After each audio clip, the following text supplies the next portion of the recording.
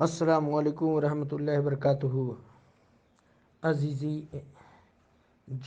محمد جعفر رضوی صاحب وڈو، آپ نے جس دوست کے سے متعلق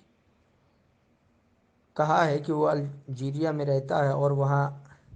امام مالک علیہ رحمۃ و رضوان کے مقلدین رہتے ہیں اور وہی امامت پر فائز ہیں، معاملہ یہ ہے کہ اگر حنفی، اور چونکہ آپ کے دوست حنفی ہیں تو حنفی مقلد کے لیے یہ حکم ہے کہ اگر دوسرے مذاہب کے امام ہوں، یعنی مذہب شافعیہ کے امام ہوں یا مذہب مالکیہ کے امام ہوں، چاہے مذہب حنبلیہ کے امام ہوں،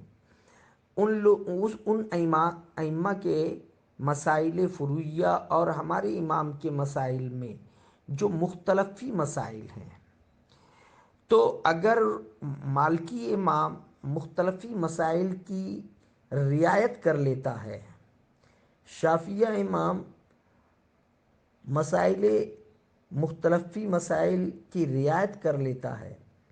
یا حنبلی امام مختلف مسائل کی جو مختلفی مسائل ہیں اس کی رعایت کر لیتا ہے،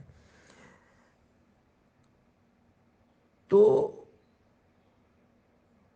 مالکی، شافعی، حنبلی کوئی امام ہو، اگر حنفی مسائل کی رعایت کر لیتا، وہ مسائل جو ان کے امام اور ہمارے امام کے درمیان مختلف ہی ہیں، اگر رعایت کر لیتا ہے تو حنفی کی نماز ان امام رعایت کرنے والے اماموں کی، شافعی امام ہو چاہے مالکی و حنبلی ہو، اس کے پیچھے بلا کراہت نماز ہو جاتی ہے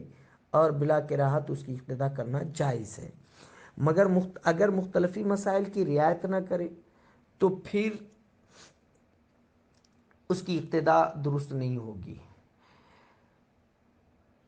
ان مسائل میں بالخصوص جو ہمارے یہاں فرض اور واجب ہے اور ان کے یہاں وہ فرض اور واجب نہیں ہے، مثال کے طور پر تشہد پڑھنا حنفیہ کے نزدیک واجب ہے لیکن مالکیہ کے نزدیک واجب نہیں ہے۔ اگر وہ تشہد نہیں پڑھتا ہے تو ایک حنفی مقلد کی نماز اس کے پیچھے نہیں ہوگی، چونکہ وہ واجب نہیں پڑھا ہے، ترک واجب کیا، اور چونکہ فرض تو ادا ہو جائے گا مگر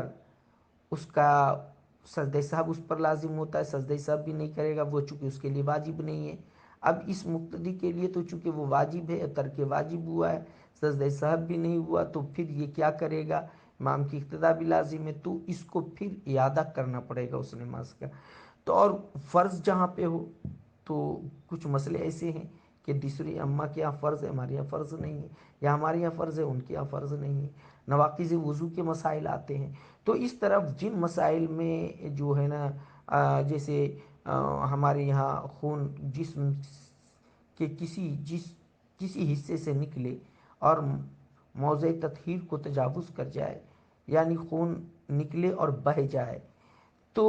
کسی بھی حصے سے نکلے، ہمارے یہاں ناقض وضو ہے لیکن امام شافعی کے یہاں ناقض وضو نہیں ہے،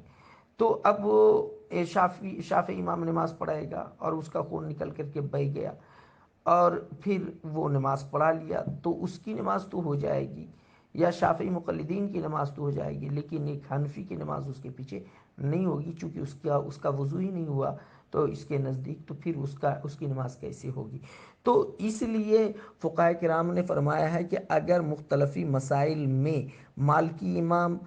حنفی مسائل کی رعایت کر لے، شافعی امام حنفی مسائل کی رعایت کر لے، یا حنبلی امام حنفی مسائل کی رعایت کر لے، تو اس کے پیچھے نماز بلا کراہت جائز ہے، اقتداء جائز ہے اور نماز ہو جاتی ہے، کوئی پریشانی نہیں ہے۔ لیکن اب سوال یہ پیدا ہوتا ہے کہ وہاں پوچھنے کون جائے، امام سے کہنے کون جائے؟ تو بربنا احتیاط یہ چاہیے کہ نماز پڑھے تو پھر اس نماز کا اعادہ کر لے۔ اور ایسا ہی جیسا کہ رد المختار میں ہے، ذهب عامة مشائخنا إلى الجواز إذا كان يحتاط في موضع الخلاف وإلا فلا، یعنی اگر جو مختلفی مسائل ہے اس کی رعایت کر لیتا ہے تو اس کے پیچھے اقتداء جائز ہے، ورنہ نہیں ہے۔ والمانا انه یجوز فی المرائی بلا کراہتین، اگر رعایت کر لیتا ہے تو اس کے پیچھے بلا کراہت نماز ہو جاتی ہے، فی غیر ہی معہا، اور اسی میں شرع منہیہ سے ناقل ہیں کہ عمل اقتداء بالمخالف فی الفروع کالشافعی فیجوز ما لم یعلم منہ ما یفسد الصلاة علی اعتقاد المقتدی علیہ الاجماع انما اختلف فی الکراہت، جیسا کہ فتاوی اجملیہ جلد نمبر 2 صفحہ نمبر 218، کتاب الصلاۃ،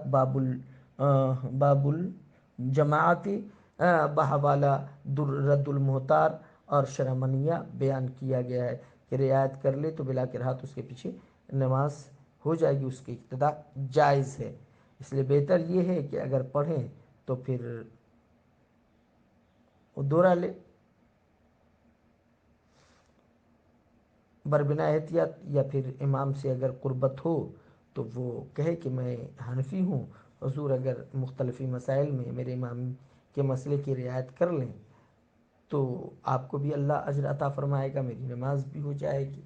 تو اگر اس طریقے سے کیا جائے تو یہ ہے، نہیں تو بربنا احتیاط نماز کا اعادہ کر لیں، اور یہی سب سے مناسب رہے گا، چونکہ دوسرے شہر میں الجیریا میں پتہ نہیں فتنہ و فساد کا بھی